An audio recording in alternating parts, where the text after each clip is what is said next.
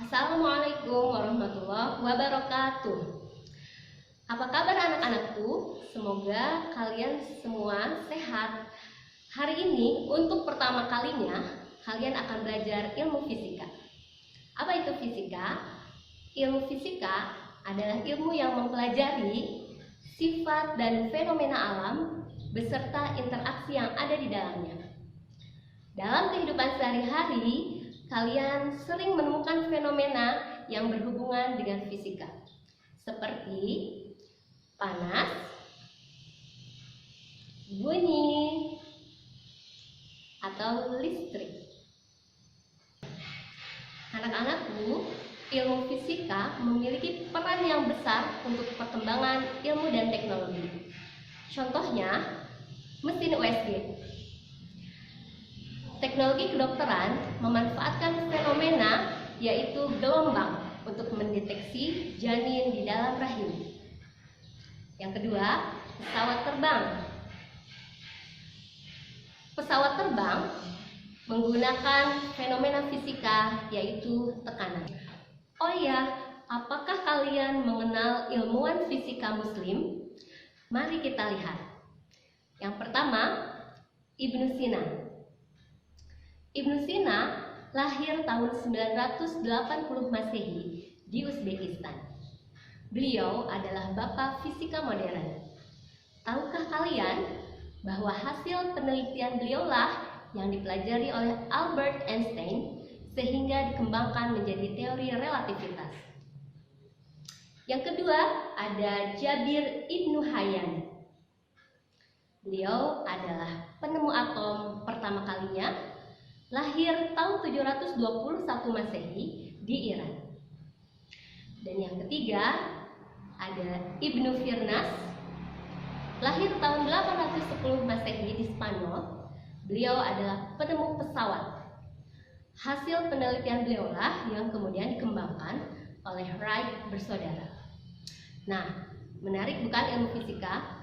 Ternyata ilmu fisika ini memberi dampak yang besar bagi ilmu dan teknologi.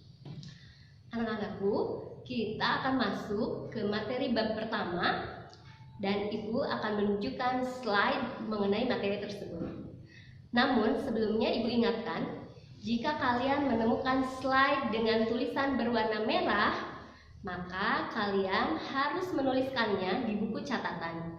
Ingat ya, tulisan yang berwarna merah wajib dicatat di buku catatan. Materi pertama kita adalah besaran dan pengukuran.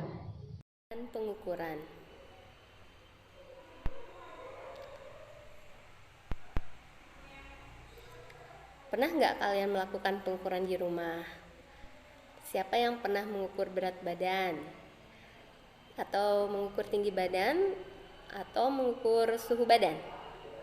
Nah, kalau berat badan pasti pada bisa ya, pada pernah melakukan ya. Tinggi badan juga pernah kan melakukannya. Kalau suhu tergantung ya, kalau punya termometer di rumah biasanya pernah mengukur sendiri suhu badannya. Nah, apa itu pengukuran? Pengukuran adalah kegiatan membandingkan suatu besaran dengan alat ukur. Nah, ini adalah contoh kegiatan pengukuran. Biasanya kalau ibu kalian bisa menjahit, perlu menggunakan meteran untuk mengukur lingkar dada. Seperti ini contohnya. Nah, ini ada contoh alat ukur. Yang pertama ada penggaris, digunakan untuk mengukur besaran panjang. Kemudian ada timbangan atau neraca, digunakan untuk mengukur massa badan. Kemudian yang di bawah yang berwarna kuning itu adalah stopwatch untuk mengukur waktu. Yang di bawah adalah termometer untuk mengukur suhu. Yang sebelah kiri itu adalah ampere meter untuk mengukur kuat arus listrik. Dan yang terakhir yang di kiri atas itu adalah speedometer untuk mengukur kecepatan mobil, motor atau kendaraan. Nah, apa itu besaran? Besaran adalah segala sesuatu yang dapat diukur. Contohnya, panjang, massa, waktu, kecepatan, kuat arus listrik, dan lain-lain.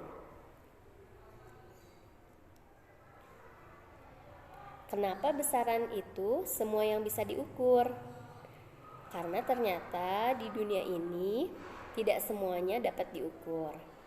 Contoh yang bukan besaran ya. 1. Rasa cinta.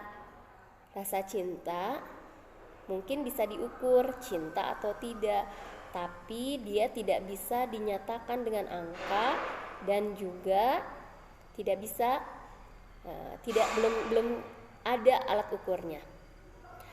Sama dengan keikhlasan. Nah, ketahuan enggak seorang itu ikhlas atau enggak? Nah, agak susah ya mengukur dengan angka. Harum itu bisa nggak diukur? Nah, alat ukurnya belum ada. Jadi semua yang tadi 3 contoh tadi itu semuanya nggak bisa diukur dan berarti bukan besaran. Oh iya, Budu ingatkan, yang diberi warna merah itu harus dicatat di buku catatan ya. Nah, selanjutnya ada jenis besaran. Nah, tulisannya sudah warna merah lagi, berarti silakan dicatat ya. Besaran ada 2 jenis. Yang pertama besaran pokok dan yang kedua besaran turunan.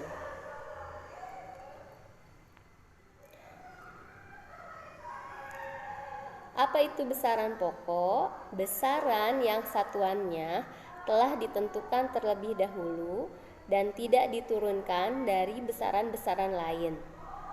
Para ilmuwan memerlukan besaran pokok supaya acuan pengukurannya seragam dan tidak bingung ketika melakukan pengukuran.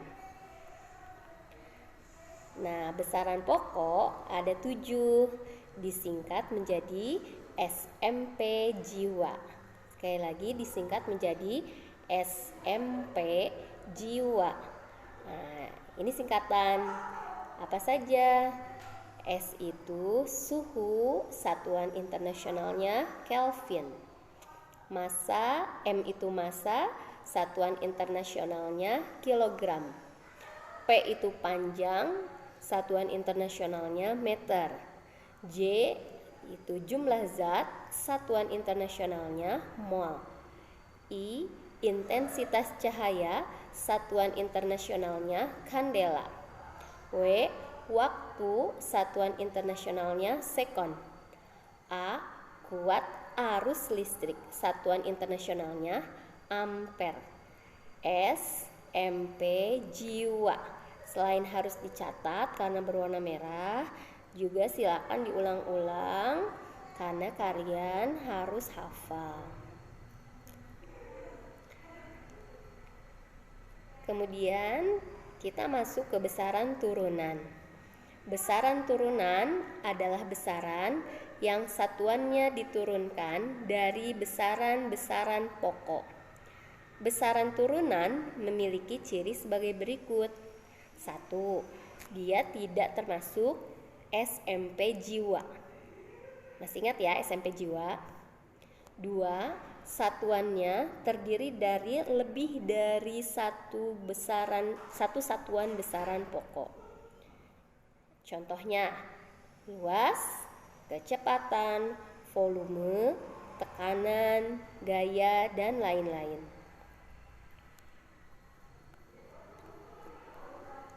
Bu Dwi ambil contoh yang pertama, luas. Kenapa luas merupakan besaran turunan? Karena luas tidak termasuk ada di SMP Jiwa. Ya kan? Tadi nggak ada kata luas di SMP Jiwa. Dan bisa dilihat dari satuannya. Satuan luas adalah meter persegi atau M kuadrat. Artinya terdiri dari lebih dari satu satuan. Ada dua satuan, yaitu M dan M. Contoh berikutnya kecepatan. Kenapa kecepatan termasuk besaran turunan? Karena kecepatan tidak termasuk di SMP Jiwa. Dan satuannya adalah M per S. Berarti ada lebih dari satu satuan, M dan S, meter dan sekon. Apa itu satuan? Satuan adalah sesuatu yang digunakan sebagai pembanding dalam pengukuran suatu besaran. Satuan itu dibagi menjadi dua jenis. Ada satuan baku dan satuan tidak baku. Satuan baku yaitu satuan yang apabila digunakan untuk mengukur maka selalu memberikan hasil yang relatif sama meskipun dilakukan oleh orang yang berbeda. Contohnya, kilometer. 1 kilometer di panjang yang diukur 1 kilometer di Indonesia itu sama saja dengan panjang 1 kilometer ketika diukur di Amerika. Gram, 250 gram telur yang diukur di pasar itu sama dengan 250 gram telur yang ditimbang diukur di supermarket. Kemudian contoh yang lainnya sekon. 1 sekon atau misalnya 30 sekon di Jawa Barat itu sama saja dengan lamanya 30 sekon di Sumatera. Sama aja kan. Nah, kemudian contoh jenis yang kedua, satuan tidak baku, yaitu satuan yang apabila digunakan untuk melakukan pengukuran maka memberikan hasil yang berbeda-beda bila dilakukan oleh orang yang berbeda. Contohnya jengkal. 5 jengkalnya ibu itu berbeda dengan 5 jengkalnya anak ibu yang masih balita. Kenapa? Karena anak ibu yang balita jengkalnya jauh lebih kecil dibanding jengkal ibu sendiri. Begitu pula hasta dan kaki atau langkah. Nah, baik, materi pertama sudah kita selesaikan. Ini adalah tugas yang harus kalian kerjakan. Yang pertama, catatlah poin-poin penting yang ditulis dengan warna merah. Tadi ada banyak ya, ada 10 kalau nggak salah. Kemudian yang kedua, coba kalian lakukan pengukuran tinggi badan 3 anggota keluarga di rumah menggunakan alat ukur meteran atau jengkal. Lalu tulis dan lengkapi tabel berikut. Nah, jadi di tabelnya ada 3 orang ya. Kalian boleh pilih orang yang pertamanya adalah kalian sendiri. Misalnya Bu Dwi. Tinggi badannya silakan diukur pakai meteran, misalnya 150 cm. Atau kalau pakai jengkal, misal 5,5 jengkal. Yang keduanya boleh dicantumkan nama ayah atau ibu. Yang ketiga boleh nama adik atau kakak. Nah, mudah ya. Selamat mengerjakan. Dan kita akan bertemu di materi selanjutnya. Assalamualaikum. Alhamdulillah, kita sudah menyelesaikan materi besaran dan pengukuran. Insya Allah mudah ya. Jangan lupa untuk mengerjakan tugasnya. Sampai bertemu di materi yang berikutnya. Assalamualaikum warahmatullahi wabarakatuh.